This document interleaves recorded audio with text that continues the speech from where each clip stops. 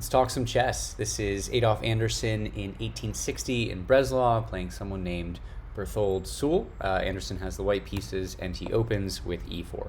Black responds with e5. Anderssen puts his knight on f3.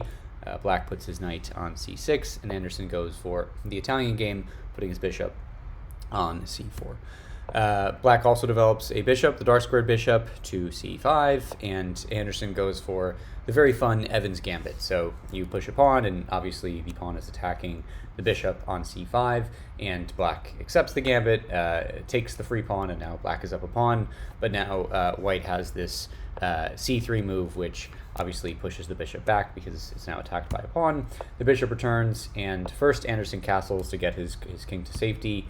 Black plays d6, and then Anderssen plays the main idea of the Evans gambit, which is d4. And now you have two central pawns supported by third pawn. Black takes, white takes, and now this pawn is protected twice by the knight and the queen, and it's attacking the bishop, so the bishop has to retreat, and Anderssen is able to get this d5 move in. So white has these two very nice central pawns, two pieces developed, and you pay for this with the price of a pawn. So that's the idea behind the Evans gambit. Obviously not often played today. Many gambits are not, but something that you could kind of get away with in 1860. Here the knight was attacked by the d5 move, so black puts his knight on a5, and this is now a good-looking move because it attacks the Anderssen's light-squared bishop. But Anderssen actually ignores this attack and develops his dark-squared bishop to b2 with a nice fianchetto. This is a really long-range bishop and going to be very important in this game, so be sure not to forget about it. And it does seem like Anderssen has just completely ignored and sacrificed his light-squared bishop, but this bishop cannot be taken. If the knight takes, then the dark-squared bishop takes on g7, and this rook has nowhere to go, and it will fall. So not an actual sacrifice by Anderssen, even though it looks like it, although there will be some sacrifices to come. So black here puts his knight on f6. This now blocks the range of the dark-squared bishop, so black really is threatening to take the light-squared bishop on c4, so Anderssen retreats the bishop to d3, and black develops his own light-squared bishop to g4.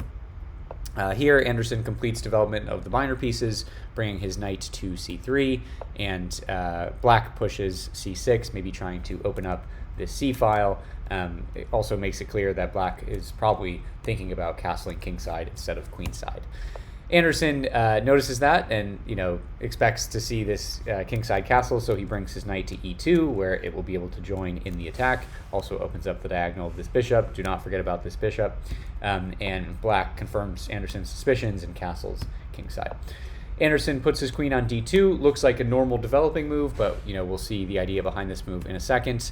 And black moves his rook to c8, hoping to maybe open up the c-file, and then the rook has total control. But now we see the idea behind Anderssen's queen to d2. Anderssen immediately puts the queen on g5. A very threatening square for the queen. Obviously, it's lined up with the king. It's also attacking this bishop, which is protected by the knight, but the queen is doing a lot of work here. And this is a better position for black. If you gave this to a computer, it very much prefers black, but humans don't always defend as well as computers. So this is something that you have to be very careful to defend properly if you're playing as black, and in this case, black was not. First, black took the knight on f3. This is kind of the recommended move. It disrupts white's pawn structure. So, and also, the bishop was attacked by the queen, so the knight can't really move. So, makes an exchange, takes on f3, and then black decides to open up the c-file for his rook. So, all seemingly normal and good moves. Anderssen, though, is going to take advantage of this open g-file, and again, while the computer suggests that opening up the g-file was fine, it's going to be tough to defend against the rook coming to g1 and joining in the attack. So here was where black kind of made the error that cost him the game.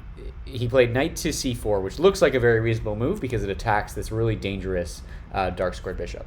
The problem is that you run out of time when you play this move, and the move that black had to play was knight to e8, which does two things. It protects this g7 square, which again, don't forget about the dark squared bishop. Dark squared bishop and the queen are teaming up on this square, ready to deliver checkmate. So the knight going to e8 defends this, and it also opens up a discovered attack of the black queen on the white queen.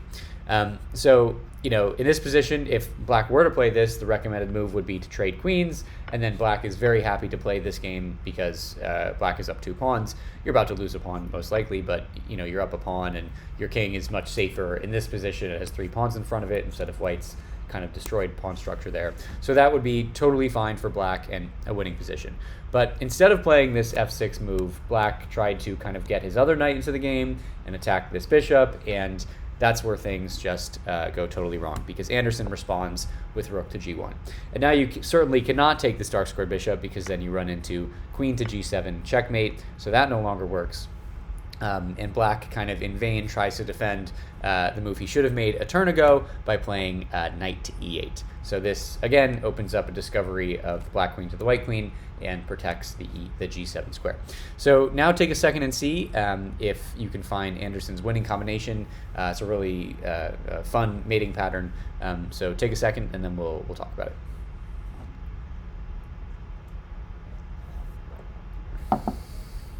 Okay, so it's never fun if you make a move to try to prevent a move, and then your opponent goes ahead and plays that move anyways. Black put his knight on e8 to kind of try to protect this g7 square, but Anderssen just went ahead and played queen to g7 anyways.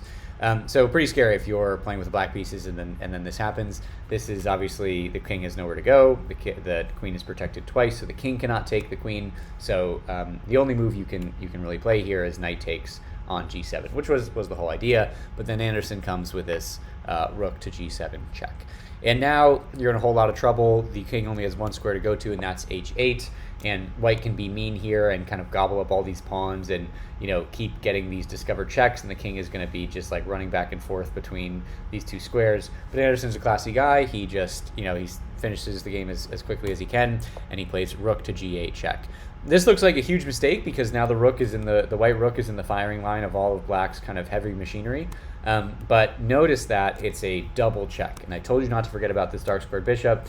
The bishop and the rook are checking the king, so you cannot play rook takes rook, because then you'd still be in check from the bishop. The only move is king takes on g8, and then Anderssen plays the finishing touch, which is rook to g1 checkmate.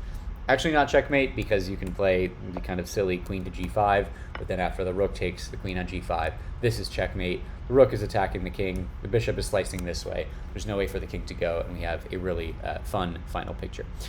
So an awesome game. I think it was really cool that, you know, black tried to kind of prevent this queen to g7 move, and then Anderssen just went ahead and played it anyways, and you just had too much firepower along the g file, along this diagonal, for black to handle. So a fun game. Hope you enjoyed it. Drop a like, drop a subscribe, and we'll see you next time.